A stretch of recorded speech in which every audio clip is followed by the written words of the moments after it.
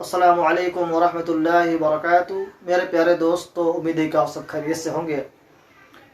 जैसा कि आपको मालूम है कि ठंडी का दिन है, तो इन दिनों में इस तरह के सवालात होते हैं और ख़्याल में ज़हन में ये बात आती है कि पानी ठंड है, वज़ू करूँगा तो कोई बीमारी हो जाए या कुछ हो जाए। तो इस तरह के सवालात भी किए जाते हैं, इसलिए ज़रूरी समझा कि इसके ताल्लुक़ से बात की जाए कि ठंडी के दिनों में मिसाल के तौर पे टंकी में पानी जमा होता है, तो उसमें जो पानी बर्फ़ बन जाता है, ठंड हो जाता है, या ठंड पानी के अलावा तयम्मुम कर सकते हैं। इसकी क्या सूरत है दोस्तों? हमें मालूम होना चाहिए कि तयम्मुम किन सूरतों में जायज़ है। दो ही सूरत है।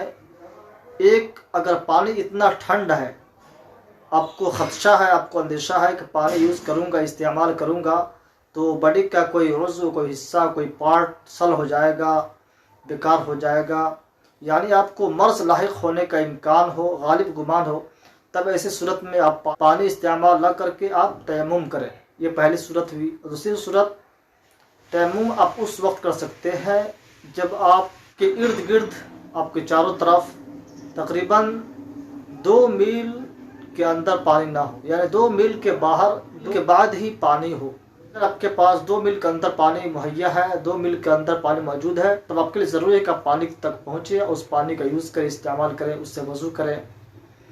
तो हमें क्या मालूम हुआ? 2 सूरतों में हम तयम्मुम कर सकते हैं। हम तयम्मुम कर सकते हैं, पहली कि बॉडी के किसी उज़्व, किसी पार्ट का शल होने का, बेकार हो जाने का, यूँ कह लीजिए कि बीमारी लाहिक होने का, यानी ठंड लग जाने का इम्कान हो, गालिब गुमान हो। आमतौर पे उम्र के तकाज़े की वजह से होती है। जब ये इम्कान हो तो आप पानी को इस्तेमाल ना करके आप तयम्मुम कर सकते हैं। तयम्मुम करके आप नमाज अदा कर सकते हैं।